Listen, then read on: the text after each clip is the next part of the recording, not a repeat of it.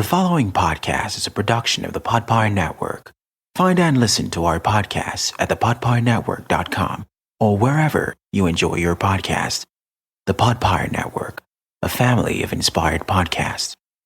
One giant leap for mankind.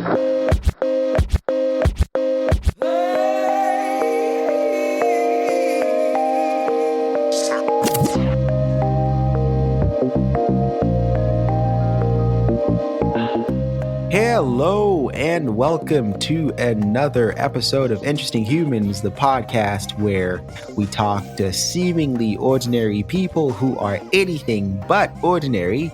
As always, I am pleased to be one of the hosts on this show, and I am Bibi, and my co-host is here too.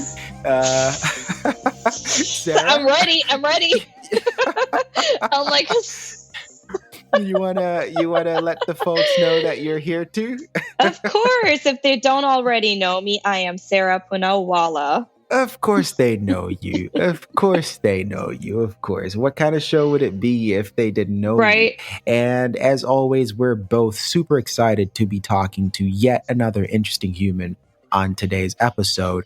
And, I'm really thrilled with this one because it was just a very unexpected find. We weren't looking in this particular instance. And then, we just bumped into this individual who, I just couldn't get enough of. And I was thinking, oh, that's an interesting story. And that's, that's an interesting thing that he does. And, so Very I interesting immediately place. thought, hey, let's have them on the show, right?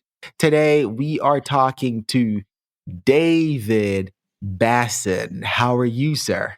Drum rolls. I'm very well today. How are you both? Pretty good. Thank you. Really excited to have you on the pod. And we're going to be talking to you about a wide range of things, including what you do, including some of the other interesting adventures that you've had. But first of all, we like to go into what we call an interesting human story from around the world. And for this one, we are going to Europe.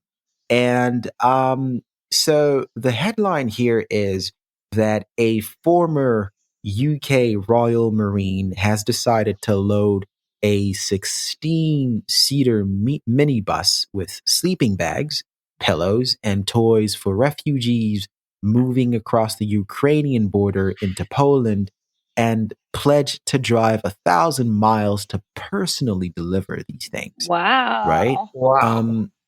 This is, for me, this is such a testament for humanity. It's whenever I get, to start to despair about just how crappy we are, someone does something that is just, it restores your faith a little bit, it's kind of like, okay, well, I guess I see why the source code hasn't been deleted yet. You know what I mean? Because it's like, why are we even, because we get up to so much trouble, right? But then once in a while, someone will surprise you in a very, very positive way. And this is decidedly positive.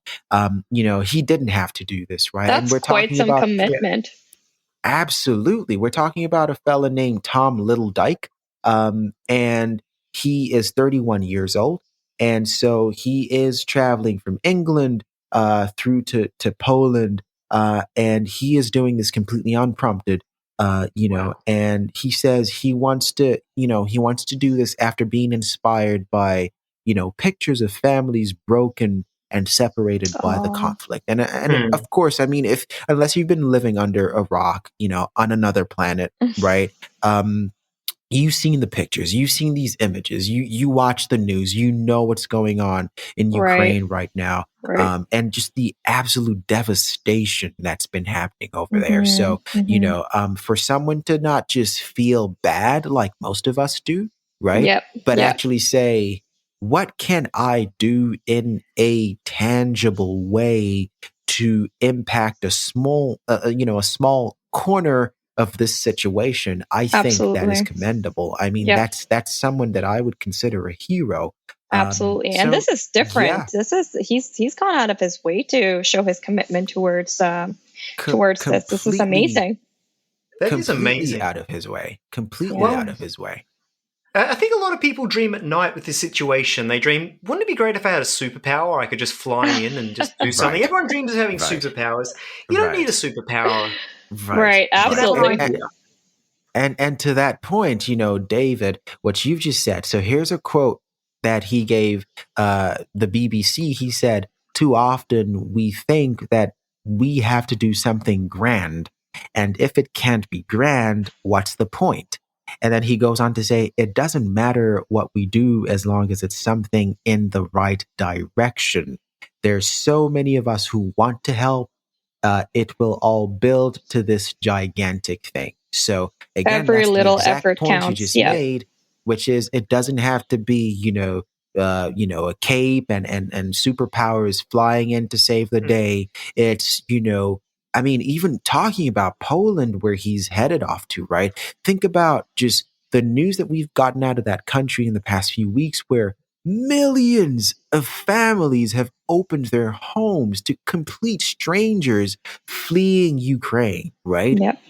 That, I mean, if that does not restore your faith in humanity, I don't know what will, because I mean, these are people who, they could very well, pretend like they didn't know what was going on across the Yeah. border, So easy to but ignore and not talk about it. it is so easy, and this is not hypothetical. This happens, right? You have countries in the world today where there's devastation, and then right next door to them, you have countries that are doing phenomenally well. So it's not hypothetical. This actually happens, and the Polish people said, "We're going to open our hearts and our homes to these people and take them in the millions, and Yeah. counting." So again, my hat's off to Tom Littledyke, who's doing this. And again, don't think that, this came without sacrifice, because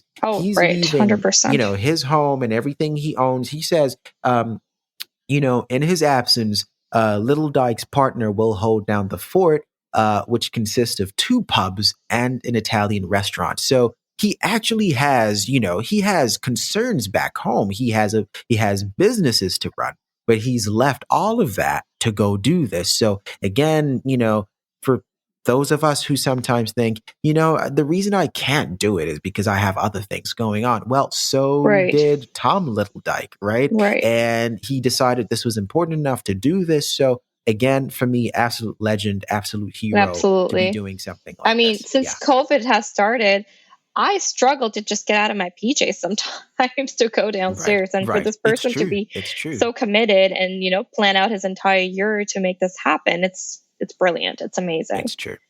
I do want to It's say, true. though, there is one little thing I disagree about Tom.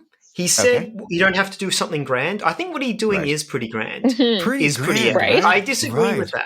that. When he's saying Right. you don't have to do Right. something grand, it's like, well, but you are doing something grand. No, you don't have to Right. do something grand, but Tom, Right. you Right. are doing something Yeah. grand. Right, Yep, right. yep, I yep. mean, again, so if you look at, just drawing on context, he's a Yep. former UK Royal Marine. He's probably seen, situations and scenarios that are, pretty bad, right? And so maybe to his perspective, this is nothing, right? I mean, if he's been in active combat, for example, if he's been on tours to other, countries in a military capacity, maybe this to him is not the grandest he could be Yeah. going with it. But I mean, again, to mean, regular civilians like myself, this it is is great. huge. Exactly. This is Exactly. huge. And So, I think yeah, it just sounds yeah. like he's being very modest about it as well, but it's certainly huge. Yeah, I agree. So yeah, I'm glad you both had that reaction to this story. I was immediately drawn to this. Again, it is topical. It is happening right now. It is inspirational. This is not history. Although I have nothing against history, as you know, David, but this is happening. This is current affairs, and it's happening right now. So I thought it would be a great thing to just give the story a little boost to our listeners. to maybe inspire someone else. It doesn't have to be about Ukraine or what's going on there. It could just be, Any you've been waiting cause. for that chance to do something that you thought would be great to Right. do. And, whether that's for yourself or your family or for complete strangers, here's Tom, who's getting up and uprooting himself and traveling across several countries by road, with the packed minibus to deliver hope and joy to folks who've been torn out of their homes. Thank you for So, bringing this yeah. up, Bibi. It was great talking about it. And thank you, David. Absolutely. That was some really good insight about him as well. It Mhm, mhm. gave me an idea about your perspective, and like I'm all the more interested in talking to you about a lot more topics about yourself as well. So this is a great time Yes, to unravel yes, that. yes, It was a great story, though. I've got to look up now Tom Littledyke. yes. Sounds like Tom, kind Tom of hero I Littledyke. like.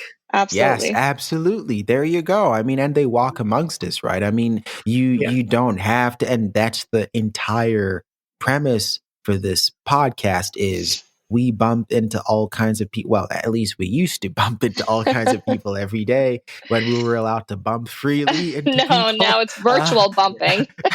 Yes, Yeah. virtual bumping. But you would typically run into all kinds of people and not give them a second glance, but then you find out that there's a Tom Littledyke, in that group, or there's someone else who's doing something. I mean, you look at this dude; he doesn't seem like someone you would look at twice. You just keep on going on your merry way, right? And of course, the link to the story will be in the show notes. So for those of you who want to go see what he looks like and read up some more on the actual story, you will be able to do that. But yes, that was an interesting human story from around the world. I'm glad you enjoyed this one. We will go on a quick break, and then Sarah and I will be back to talk to David about his interesting life. So Woohoo. don't go nowhere. We'll be right back.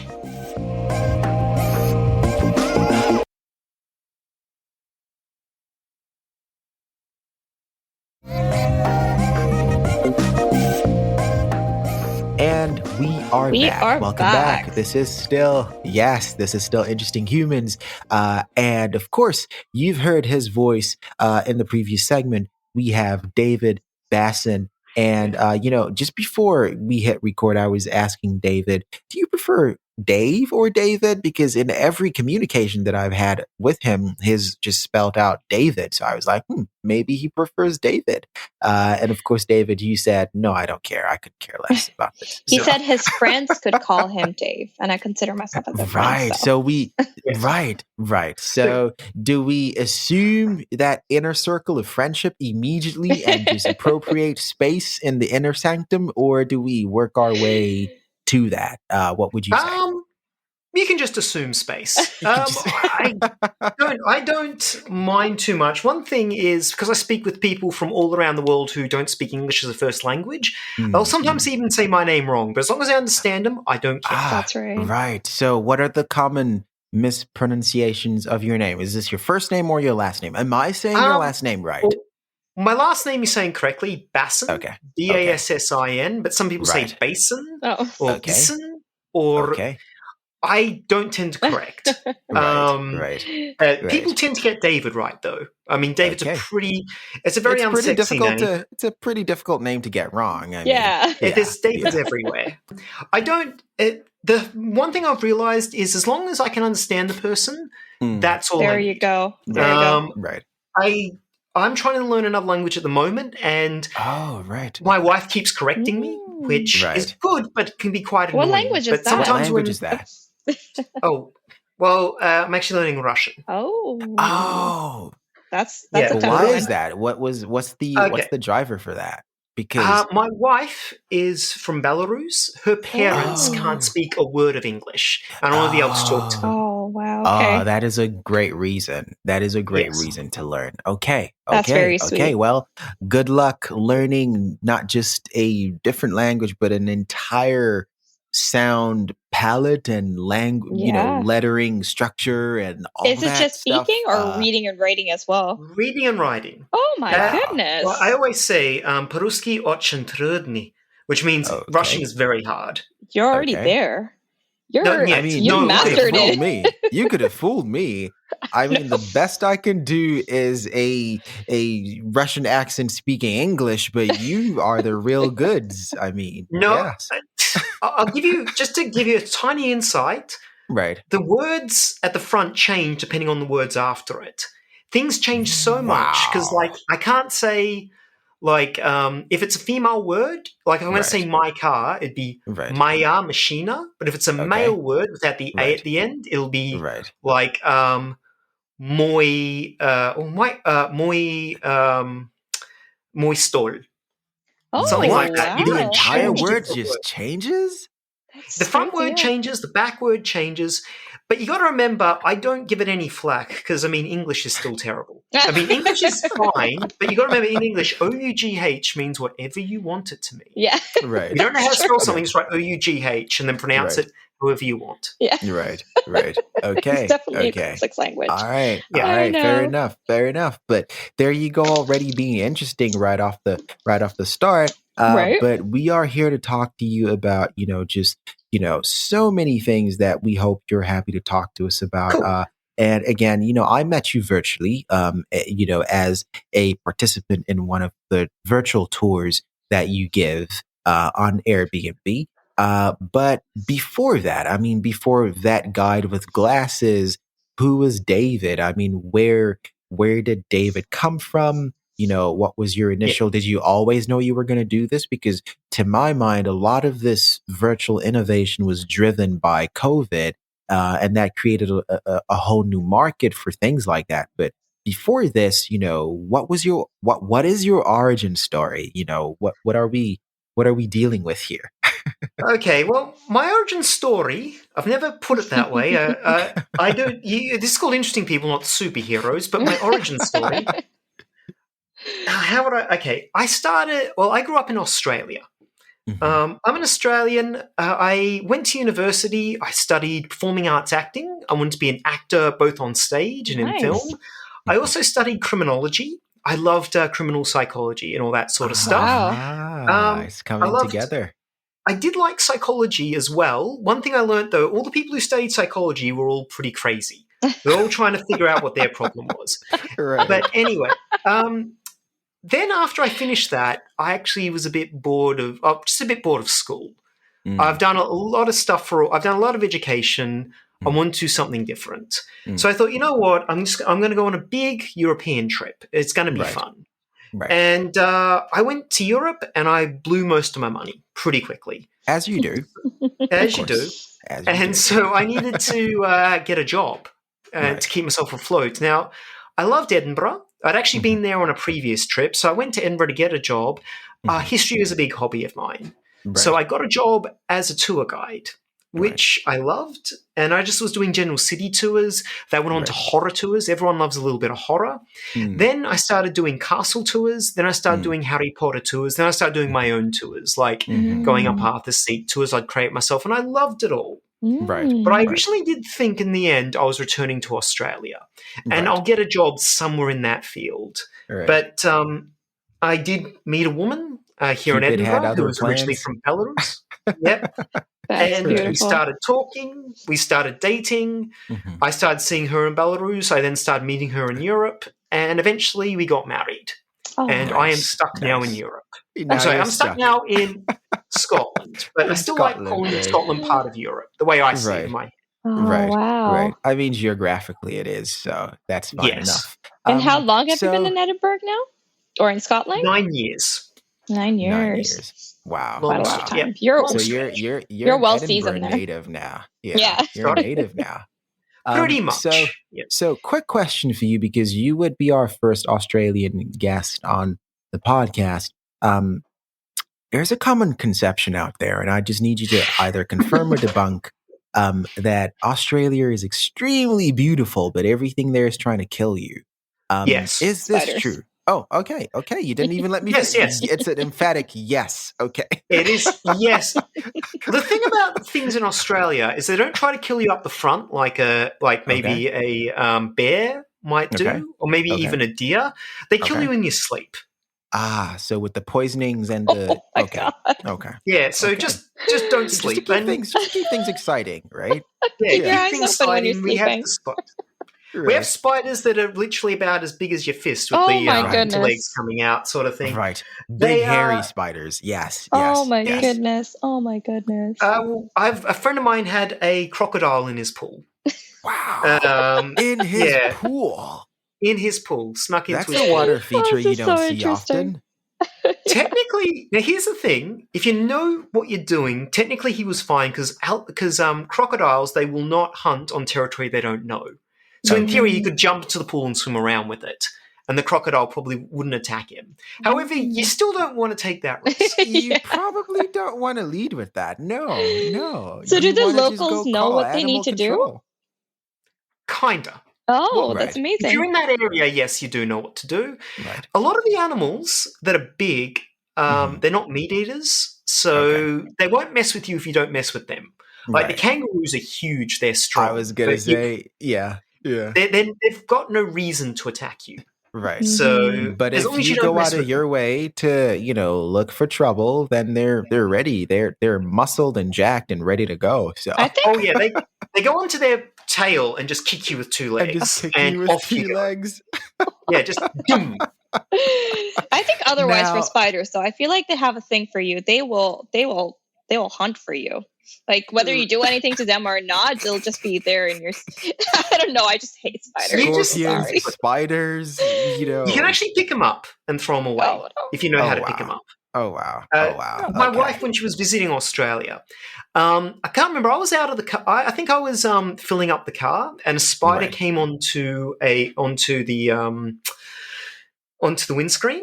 And my Right. wife started panicking, "There's a spider! There's a spider!" And my dad said, "It's Right. not that big." And so he just put his hand up, grabbed it, and threw it away. And And she to her, lost it, she I was just sure. stunned, Yeah. Yeah. Yeah.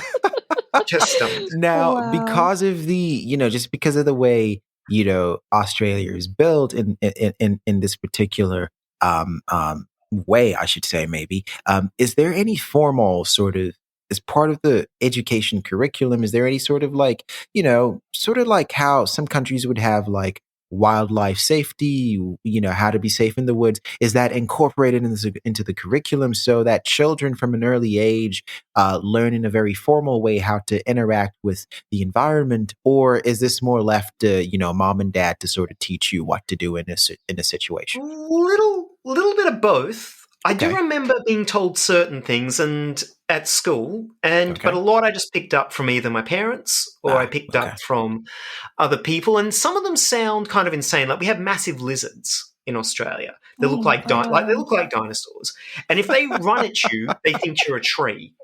And they might climb you and put their claws into your skull. So if you see one running at you, you got to lie on the ground and let it run over the top of you. oof, wow. Now So that yeah, is counterintuitive because you would think the move would be to run, but then if you ran, they would just keep running after you, right? the move. Apparently, the move is meant to lay down. They tell you that as kids to lay down. Right. You sometimes just got to stick up for yourself. Like if it's Okay. picking on you, you got to sometimes. I do not like any violence against animals, but if it's Right, running of at you, course. you got to kind Right. of sometimes just give it a bit of a boot. Right. Just Right. boom, Like a go away, swat or a stop it. boot or right. Okay. Yeah, Right. just Okay. swat it away. Right. But if you're Right. not sure what to, just lay on the ground and let it run over the top of you. If you don't want Right. to engage it, I will Right. say before I came to, I didn't know I was going to be living in Scotland at the time. But before I left on a Right. European trip, I was at a stoplight, and a Right. kangaroo came up and kicked my car. Just Now for I no wound down the reason. Wow. window. I went down the window and said, "Oi, what are you doing?" And it called me out, like, "Come on, come fight me." It stood near my window, like, I want to box you." And I'm like, Right. "No, I'm not boxing you." And then I Right. drove away. Right. Oh And then you had to wow. deal with the car damage, of course, because those things kick Yes. heavy. So They Oh, do kick heavy. He right. did dip my car, but I was Right. not going to get out and have an argument with No. Smart a choice. kangaroo. Smart choice. Smart choice. Yes. There's no winning. Oh my god. Is it Well, difficult to so step out of the house in that case? Or in this case, you can't even step in your backyard if you have a crocodile in your pool. Look, I will say what I'm telling you. are rare circumstances. Okay. Right, They right. are. It is rare circumstances. I mean, Right. we always talk about the exciting stuff, Exactly. but Exactly. this happens very, very rarely. Okay. Right. Like Okay. That's a I've had relief. friends who've had pools and never had crocodiles in them. I talked Okay. about the one that did have the crocodile. That's generally good. That's generally good to mostly not have crocodiles in your pool. Is Yes. generally good. But no, thank you for indulging, because I've always been very curious about this.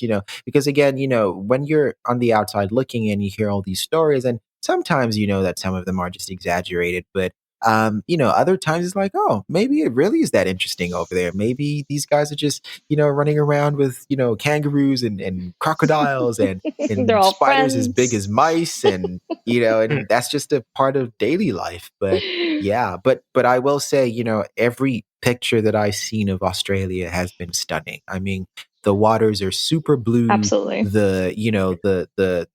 The soil is super red. It's really nice, especially when you take the time to watch stuff that covers like the scenery, and you're not just looking at like Sydney or that sort of thing. So yeah, I really had to get that out. Okay, so Cool. now that we've established where you came from, where your origin story started, we want to talk to you a little bit about what was, what if any was the culture shock moving from your country and presumably everyone and everything that you loved up until that point, and just essentially deciding to start afresh.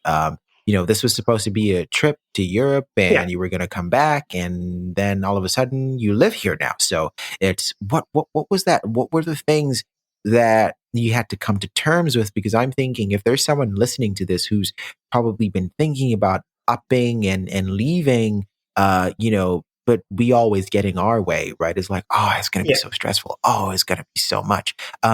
What were the things that you had to deal with, and how did you find the strength or the courage to, just keep going regardless? Well, for me, it was a slower process. I mean, I didn't come over with that thing of now I'm moving here. Like, I always had the escape card. Like, Okay. I'm going to go back to Australia. It's going to, like, I don't have to worry too much. One thing about traveling is that you leave your sins behind. You do, you get like, people feel this freedom when they travel. It's like, I can That's get true. up to mischief. And the Right. worst case, I jump to another country. Right. It was a gradual process for me when I finally realized, like, first of all, getting a job, I had to then paperwork. Yeah. God, Of paperwork. course. Now that's You have just to get something in the that's system. necessary. Right. That probably gets intensive. Getting Yep. into the system. Right. That was annoying. I had to get what's called a UTR number over here to be a freelance tour guide. I also need to get what's called a national insurance number, an NI, which if you're not if you don't know what you're supposed to do, it's really hard to look up online on the government websites. So that was really, really annoying. Right. Could be very stressful because I needed that job soon. Right. But I wouldn't say the culture shock came as much here in Scotland. When I was going through Europe, now I always summarize my story. I did also work as a tour guide in Prague for a little while. Oh wow. There was a culture shock. I didn't realize Language how British, barrier. not just the like. No, see, here's the thing about Europe. They made. And I felt so ignorant as I was going through Europe. A lot of people I encountered spoke about 3 languages, and one of them was English. I have come across that. I mean, today, and this is something I've had reason to discuss with a close friend in the past, and I said, I think when a culture or an empire or a language or a people, or whatever the context may be, when they're the air quotes dominant culture or language or whatever, their people actually are shortchanged, because here's what happens is everyone else learns your language, but you Yes. never see the reason to learn anyone else's language. So they get to speak their language and yours, and you're lost the moment they switch to their language, right? So even when you watch today the news coming out of Ukraine, for example, a lot of them speak English, broken English as it may be, but it's still Right. they can communicate, and you that's watching this in CNN cannot speak a word of Ukrainian. So it's Yeah. like, oh my goodness, we lost out. We really lost out by being so comfortable knowing that we can go pretty much anywhere in the world and there will be someone who speaks English. For those who don't have that, that privilege or benefit for their own language, they learn their language and then they learn English and now they have two. So yes, Yeah. I've come across that too. Well, it also just made me feel like, why don't I know 3 languages? There you go. I should There you know go. more than just English. There you go. But I'd say the thing about this is what I found. The thing about Australia and Britain and Scotland and all the divides. I'm not sure. Maybe it's similar over in Canada because it was colonized by the British. Mhm. The British culture is very conservative, especially when it comes to the body. Now, when I was in Prague, I was in a gym in Prague and I was getting changed and women just started walking through the gym, like through the male change rooms. And I was just like, what's going on here? What's going on here? They're a bit more open with the body. And they don't see the body as anything insulting, anything. Right. It doesn't have to be sexual. It's not an affront to the senses, right? Yeah. And there was also a time when I was going into a sauna. And I open up the sauna and there's these ladies, I think they're about 19 to 20, and they're just sitting there completely naked. And I shut it. I'm like, oh God, I've gone to the female sauna. And they realized, no, hold on, it's unisex. No, it's unisex, right. And so I went back in and they laughed at me. And so I sat, and so I went to the sauna and I just sat and stared at the floor the entire time. Right. Remember, it's their culture. But I had my towel around me. I was being conservative.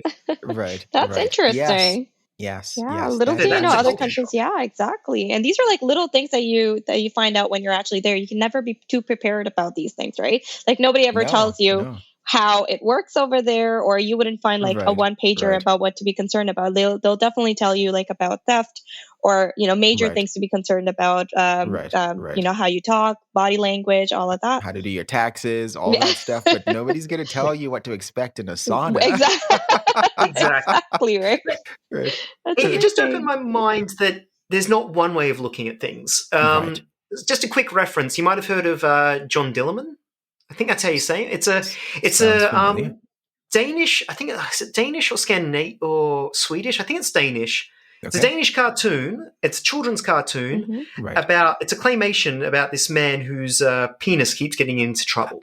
Yes, this was all over the news last year, and there was so much outrage. But for them, it was like, why are you? Apparently this was his superpower. He could use it as a lasso. He could, all kinds of things. And to me, I was stunned. I was like, what? They're showing this to kids? But then it's like, no. But in their culture, they have not taboofied, if that's a word. Certain parts of it's just. Hey, it could have just as easily been his hands or his whatever that were extra long or extra large.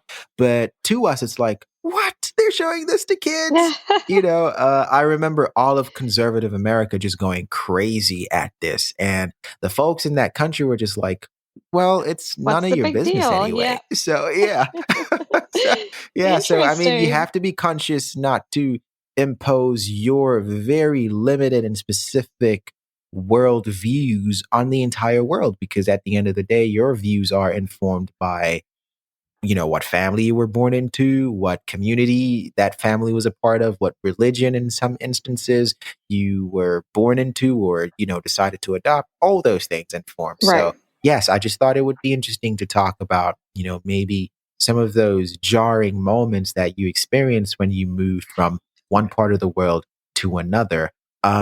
Now I want to talk about just what the pandemic has meant for you and how this has led to starting a business, which honestly, I think is genius. I think that you were made to do this stuff. Just because, it's very difficult to keep anyone's attention. I mean, I'm in virtual meetings all day, every day for work. And I know that anything beyond 30 minutes, and it is a struggle to keep anyone's attention. You had our attention for the entire hour.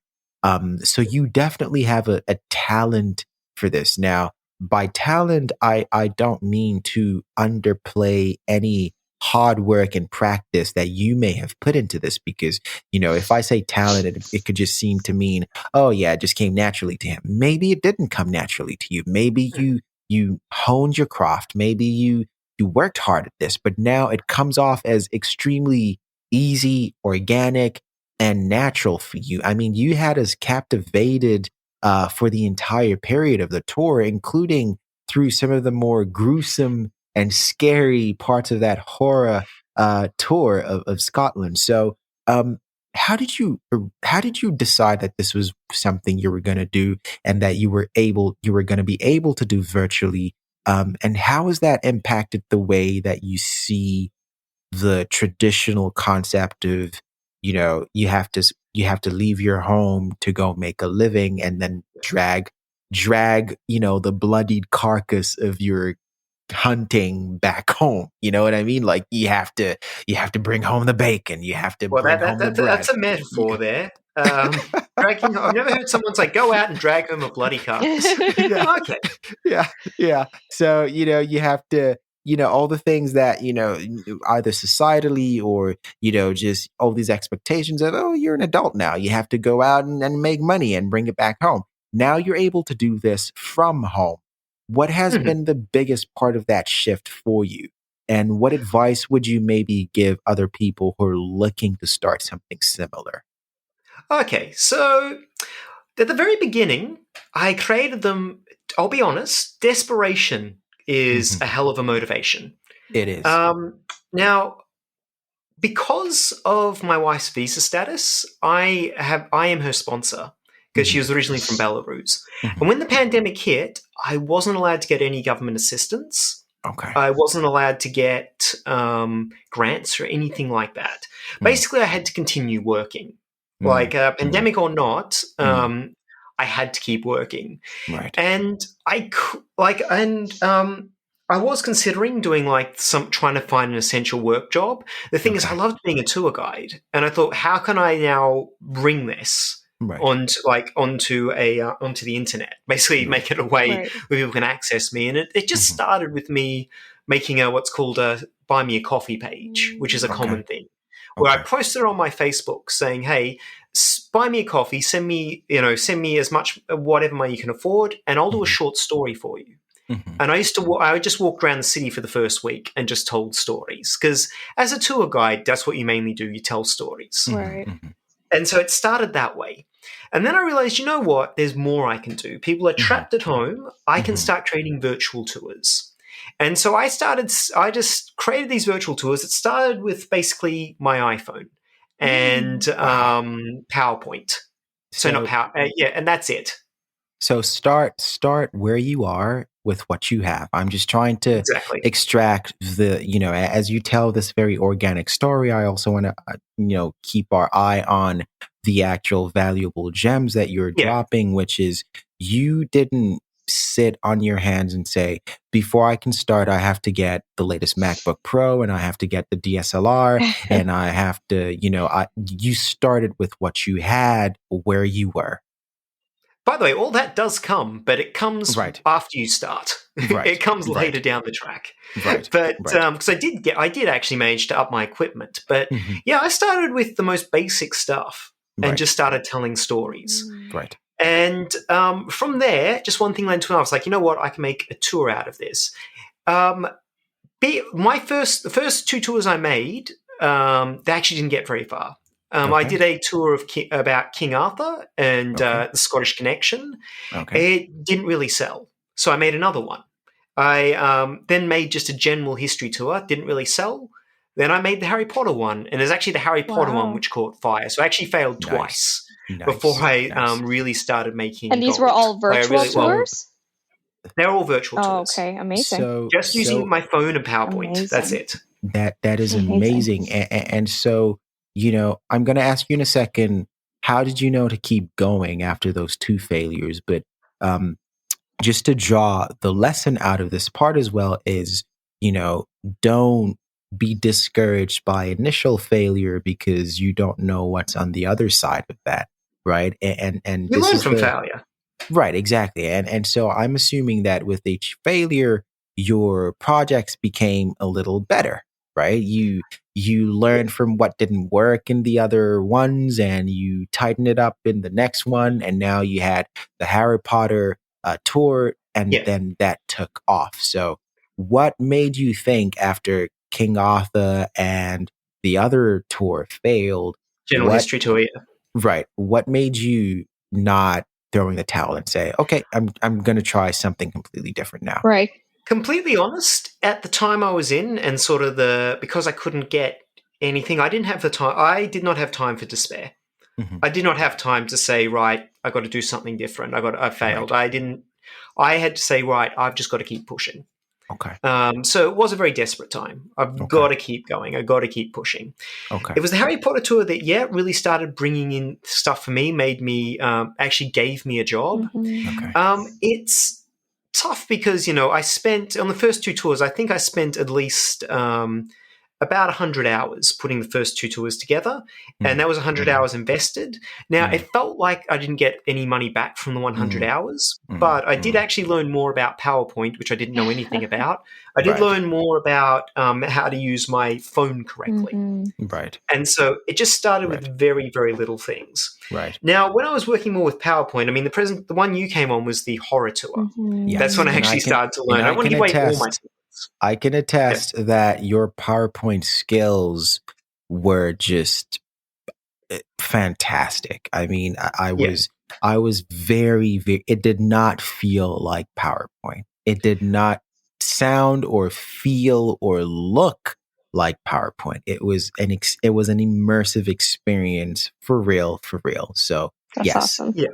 Well, that all came from just me continuously playing with PowerPoint, me keep edging it out. The thing is, I've got no computer skills, nothing like that. I only knew what I knew, so I just kept pushing at that. Another thing I want to say is that I'm actually dyslexic, and nothing actually came very naturally to me. I will admit I sucked the first tours I was doing. I was talking too much. I was talking too fast. I was just nervous. And I look back at the tours I started with going, I wasn't that good. I didn't know what I was doing when I was doing online tours. The thing was, I just kept going. Things do get better. I got better as time went on. I just kept trying. And it's okay to look back and think you sucked. It's okay to think about. Is that something that you learned on your own by just, reviewing everything that you've done in the past? Or did you also get feedback from people, or you maybe had a comment section? That's amazing. Okay. I got feedback from people. Some of them said I sucked. I'm like, okay, fine. It's a bit of the worst kind of criticism is constructive criticism, because you can't brush it off. Right. Like if they said, "Oh, you suck and I hate you," it's like, well, you didn't like it's like, well, you just didn't like what I was doing. Then I'd say, well, look, you tried really hard, but, and I'm like, this is something that would be more enjoyable. Exactly. And this is what I was thinking. It's easy to kind of give up at that point too, right? Whereas like nobody knows your story behind this. Nobody knows where you're coming from, the amount of hours you've put in, the determination you have, how you're pushing through, right? And like you said, there's no time for despair, but these are the kind of criticisms that you have to really take it as a constructive yourself if you want to move forward, right? And I was just wondering, this is what made me wonder that did it come? I'm sure it came from your own interest as well, that you wanted to know what are the areas that you could improve for sure. But that is the point where you really need to go out and ask and know from others' perspective as well, right? That where are you really failing per se, right? That you can kind of learn from. Right. It's amazing. Yeah, and it is something that you'll never get used to. I still, like to this day, I do ask people, if you have any suggestions, any feedback, do let me know. And when people give you constructive criticism, no matter how good you get at it, it still hurts. Jarring. Yeah, it's still jarring. But it means if you actually listen to what they're saying, you can improve yourself. So it hurts, but it goes forward. And I have some friends who do actually are really good at it. They can take constructive criticism. They don't take it personally. I always take it personally. I always do, but you kind of have to roll Totally with the punch understandable, and let that's it what come. I've that's the part where I was really impressed that it's not just it's not just your journey that you're proud of, but you're also taking this you're also embracing people's feedback, and there's a lot of learning curve around this, right? Not just the skills that you're learning, but also Absolutely. about yourself and how you can improve yourself to get better, not just at your job, but just as a person as well, just to be more personable as well, right? So it's definitely a lot of 100%. learning areas from this experience. Yeah. Yeah. Well said, Sarah. Yeah. Mainly, you just one thing I always would have to think to myself: I have to embrace the failure, and you have to get out there and fail, because you're going to fail. You're not like I don't want to fail. I never try to fail. Right. You But don't It is set out to difficult. fail, It is but difficult. yeah. It's funny. Yeah. It reminds me of this phrase. I was watching Dragon's Den the other day, and this woman, she was talking about her business, and she was saying, "I hit rock bottom, but when I hit rock bottom, I realized that rock bottom had a basement." And that was just amazing, and it's so true, right? Not until you hit the failure, you don't know what else is there for you. You don't know what you're learning from that, right? And sometimes you just have to get to that position. And it was funny, but at the same time, it stuck in my head, and I'm like, that is true. Right. So no, absolutely. So two more gems that I'm drawing out, for the listeners as well, is number one, keep learning, keep improving. A lack of a natural talent or affinity for something in the beginning does not mean that you're never going to be able to operate in that area. And then number two would be, seek and embrace constructive criticism, because those are the things that help you get to the next level of if not perfection, but closer to it, right? And I can attest, I don't know the quality of your tours in the beginning, David, but I can tell you that, my wife and I thoroughly enjoyed the tour that we had with you. Thanks. Right. So I'm assuming that a lot of growth happened between those 2 points. And I can only imagine, given a few more resources, a bit more time, where you will go. I mean, in another maybe year or so, if you keep at this, what more could you do? I would love to come back and experience something else again and see even more growth. So again, these are the actual life lessons that I'm thrilled to discuss with you, because you said it, Sarah has said it. These things don't just happen overnight. Right. It's the result of conscious, deliberate effort to get better at something. Right. And as a viewer, and you, my friend, have done that's that. right. Yeah. Sorry. No, I was just saying, as a viewer, I'm just seeing your final product. And like Bibi said initially, when he watched your experience, he just enjoyed it. But you personally know how much more value you have added to this, and it means so much to you. And now just hearing about this, the backstory and the experience and how you've evolved, it makes it even more exactly. And honestly, I can't wait to join it. I can't wait to check it out. I didn't even know. If you think of all these folks. Yeah. If you think of all these folks who like Cirque du Soleil, like all these guys who do the gravity defying stuff, and do you know how many man hours they put into every single step? Because the risk any they have to misstep take could mean serious injury or death, exactly. right? And that's kind of, obviously not death in David's case, but in his case, there was a high degree of, again, he said desperation, because failure, not being able to earn a living in these hard times would have meant, having to, deal with some very unpleasant consequences. There's emotional involvement. Again, you have to be prepared mentally. 100%. Yeah. No, this is brilliant. So, just quick question, and I know we are getting on in time here. Quick question is, do you see this as an industry that will continue to grow? Or what do you think is the next, sort of step for things like virtual experiences? Like, the fact that Airbnb is offering them now is a great, sort of testament to, just how important they've become. And even as COVID starts to become more endemic, because I guess a lot of countries at this point have just given up on trying to eradicate it totally. It's just going to be another thing we live with, right? Like the common cold and such. And so even with going back to work, that sort of thing, going back to work. By the way, I don't like that phrase, going back to work. We've been working this entire time. We've right? been at What work. you should say is going back to the office, right? So going back to office, a lot of companies across the world are thinking of adopting the hybrid model. So again, virtual is here to stay, is what I'm seeing. Where do you see the opportunity for your business and the kind of thing that you do? And what do you think is maybe the natural evolution from where it is today? Currently, there's a new market opening up. I think you mentioned there's the hybrid model that a lot of businesses are taking, where they have people at home and people in the office. And quite often, I'm like, my tools kind of bridge that gap. I can take them online and say, all right, you can't all be in the office, so I'm going to put you all together. I think the main market that is emerging is basically remote teams. A lot of companies are realizing they saved a lot of money not having to rent out an office. It's true. Now, weirdly, a lot of countries are trying to encourage the world to go back to the office. And there was so much less pollution when people were staying home. There was so much benefit from people staying home. And there are some side effects from, staying home all the time. But like a lot of there's ministers over here in the UK who say, no, it's time we all went back to the office, and they're writing articles in Italy from home.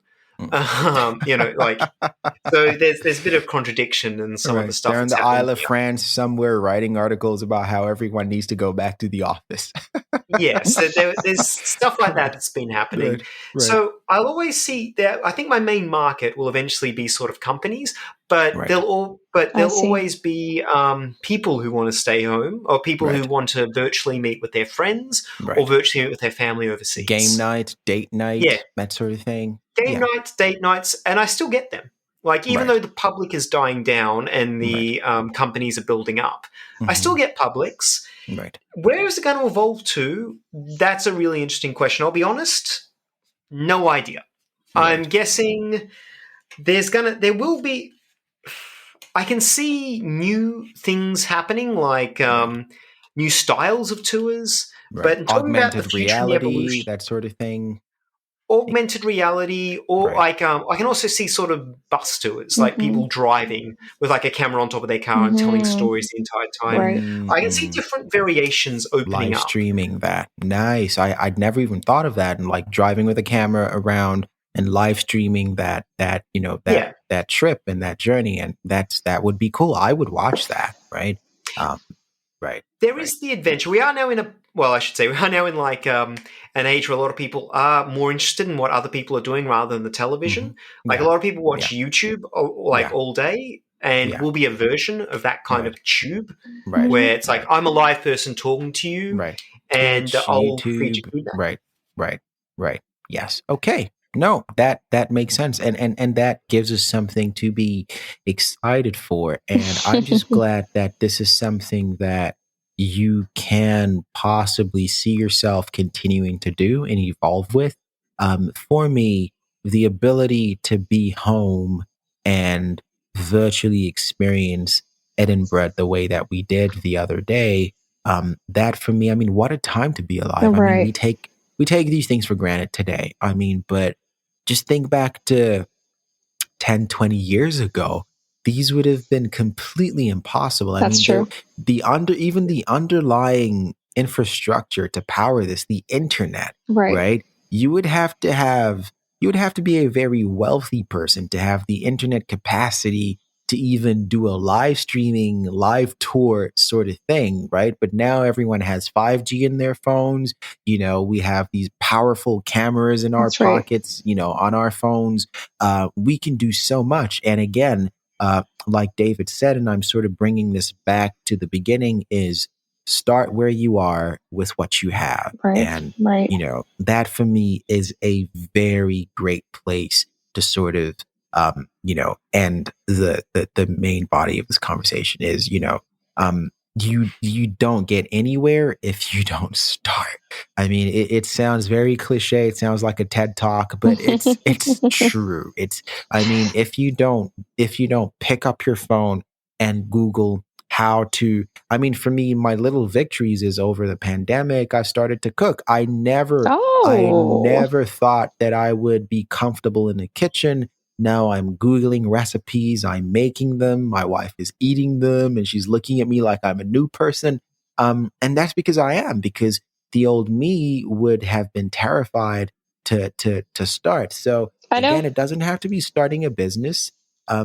Sorry, Sarah, you were going to say something? No, it's just funny. I remember you telling me how you got this air fryer, and you've immersed. I know your interest for technology, and you immersed technology into cooking. Yes, and I'm sure it's a much more enjoyable experience now. I got a food exciting. processor. I got so many things. That's amazing. Always, looking for new ways to make being in the kitchen fun.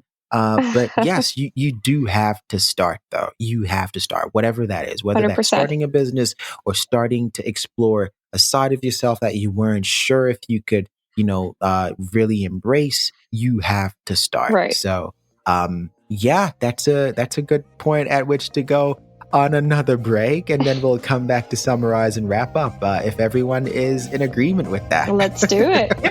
Let's do that. Awesome. Okay, so we'll be right back. Don't go nowhere.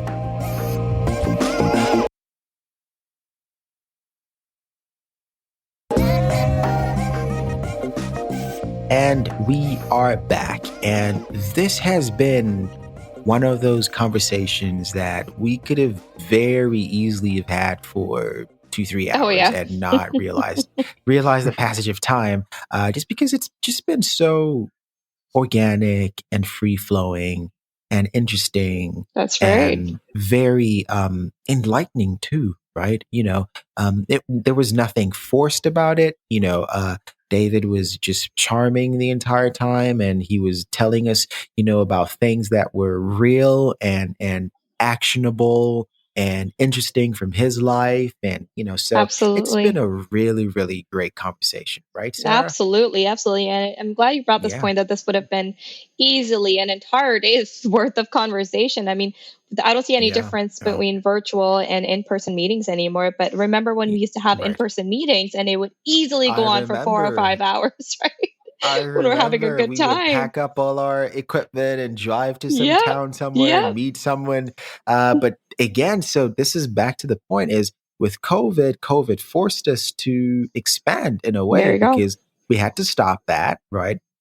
We had to stop limiting ourselves to only guests that were within like a 40-kilometer radius of us. And we had to start exploring online avenues where, just like right now, we're doing a conversation with someone in a completely different part of the world. That's right. Right. That's right. And it feels like we're all in the same room, and it's just as engaging as it would have been if, we had actually upped and knocked on his door and set up shop in his living room. Yep. So minus the time difference. I mean, it might be dinner time for you now, right, David? Meanwhile, we're here still sipping on our coffees.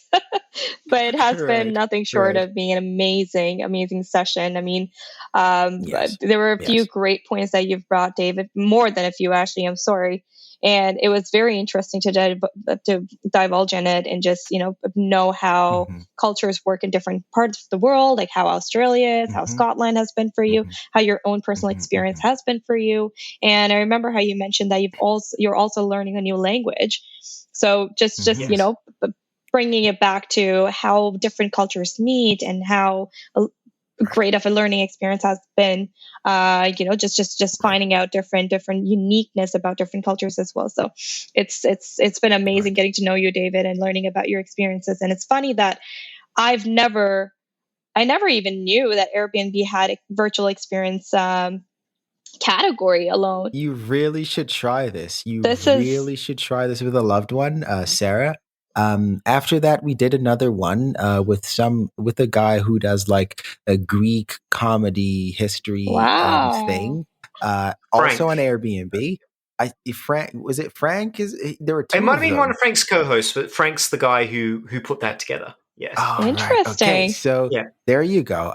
So again, it just, from never doing any of these Yeah. to now doing like Yeah. multiple of them. Absolutely. And it all started with David. David was my first one doing these. Yep. So you really should. Yeah, absolutely. I can't wait to check that out. And I mean, there's always this element of excitement when it comes to virtual experience. I mean, it's no longer new. Right. Bibi, you touched base on how the technology has evolved over time. But it's always exciting to know that you can get a similar experience or even better virtually, right? And there's obviously so much more effort put into place in making it seamless as well. There you go. Yep, exactly. So I'm definitely excited to try this out. And thank you so much, David, for giving us a background on how everything is working for you. And I'm sure this experience is going to be a lot more valuable for us to watch now. Yeah. And we are, again, like we said, we could go on forever, but we've come to the point of the podcast where we have to ask you perhaps the most important question you've ever been asked in your entire life. Okay, I'm ready. And Sarah's going to do the honors. Yes. Over to you, Sarah. Yes, I'm ready. I mean, this, apart from everything that we've learned about you, this question also will give us a lot of insight and a good advice for our listeners and ourselves as well. So here comes the question, David. What is one advice that you would give to your younger self if you were to go back in time? I know you want something maybe more inspiring here, which I will give you. But if I did go back in time and say one thing to myself, I'd say Bitcoin and just get out of it. Really? Second thing, it's very practical. Bitcoin, just invest. Invest early days. Wow, that took me off guard. Next thing I would say is you'll never understand women. Give it up. And then because you won't. But it actually feeds into my next point. The point I really would need to get across to myself back then is that I will fail, and I will not be perfect from the get-go, because I did start off as I mentioned earlier, I am dyslexic. Nothing ever came natural to me. I never found anything natural. And because of that, I would actually give up way too quickly. I'd try a few things that would fail, and I'd give up going, look, I can't do this. I got desperate, and I just had to keep going. And what I found is nowadays, even if I suck at something, I just keep doing it until eventually I just get better and better. So don't be afraid of failing, and embarrassment and all that stuff is temporary. You'll go out there, you'll suck, you'll get embarrassed, but it's temporary. Keep going out there, keep failing, keep getting embarrassed, and eventually, you will get better. You will no longer be embarrassed, 100%. And you'll no longer suck. Right. 100%. I mean, that is true. Your first answer, which was Bitcoin, I was like, this is so David. this could be, nobody else could have answered that but David. And then it got a little more interesting, and then we came back to a point. But this is definitely a good tip to take, good advice to take for it's an ever growing lesson to take as well. It's not just for kids, but also as adults, as we're growing older. This is always the best advice that you can keep on you. That do not be afraid of failures and keep moving forward. Whatever the motivation might be, right? If it's coming from a place of desperation or a simple, just exploratory, being curious. Right? Exactly. Yeah. Exactly. Yeah. Thank you so much, David. This was an amazing response. You're very welcome. I had a lot of fun with you both. That was a pretty fun podcast. Thank you. So, sadly, and I mean this because, again, I'm enjoying this so much. I would easily love this to continue for another hour or two, but sadly, we have come to the end of the episode. And so we would like to thank you, David, for spending this time with us. We really, really appreciated your company and your conversation today. And so we want you to let our listeners know where they can find you. Where can people find you on the internet? Do you have any links to share? Any handles? All that stuff. Course. We would like our listeners to go and find you, interact with you, and hopefully, book some spots on your Airbnb tour. That would be great, guys. Please do that. Yeah. Well, if you want to find me, Easiest way, first of all, I am That Guide with Glasses. My wife actually made that for me. That's clever. If you look that up, if you go to thatguidewithglasses.com, you'll see all my tours listed, all my virtual tours. You can also speak to me directly on that website. There's a little button you can press, which chats me, which actually does go to me, just to let you know. Nice. Or you can go onto my Instagram, That Guide with Glasses as well. And that's what you can sort of see my day. Mainly I do tour guiding stuff, but I also do chuck some personal stuff in there as well. Okay. They are my main two handles. Guide with, and so if you just look up That Guide with Glasses, you'll find everything, especially on my website. And the chat feature that you mentioned, that's not going through a bot, right? Like it's directly going to you if I have any questions. It will directly go to me. I think there's a bot which might ask a couple of very generic questions, That's but fine. as soon as you start answering, Right. It'll go straight to my phone. I don't know how comfortable I am telling everyone. Yes, it'll come up on my phone no matter what time you write to me on that chat bot. Right. Amazing. And I will respond. Perfect. Right. That's awesome. That's awesome. Okay, brilliant. Thank you for sharing those. And for everyone listening, those links and or handle will be in the show notes. So you don't have to go do any of the manual work. You can just scroll down on whatever you're listening on and click the link, and it will get you right in front of David. So that's technology. That's great. So we are also on the socials. We are on Instagram as Interesting Humans Pod. And we are a part of the Podpire Network, which is also on Instagram as the Podpire Network. Links to all of that will also be in the show notes. And I think that is it. I think we're giving up plugging our Twitter at this point because we never use it. So we're just going to let that lie. But yes, you can Instagram find this. it is. Mm-hmm. Yes, you can find this and every other episode that we've ever made everywhere you find podcasts, right? Apple Podcasts, Google Podcasts, Stitcher, iHeartRadio, everywhere there are podcasts, Spotify, whatever. We're everywhere. We're everywhere. So please go, go scroll through. And if you see a conversation that looks like you might enjoy, please click on that. We would be grateful to have you listen. And on that note, we have come to the end of the episode. Oh, that's going to be sad. Goodbye. I know. That's how I feel. That's honestly how I feel, But thank you again, David. Thank you so much. Thank you for your time. Thank you for the conversation. Thank you for the lessons. Thank you for being so open and generous with your experience. And we wish you, of course, nothing but the absolute best going forward. Thank you. Thank you for having me. And thank you for staying safe from all those badass creatures in Australia.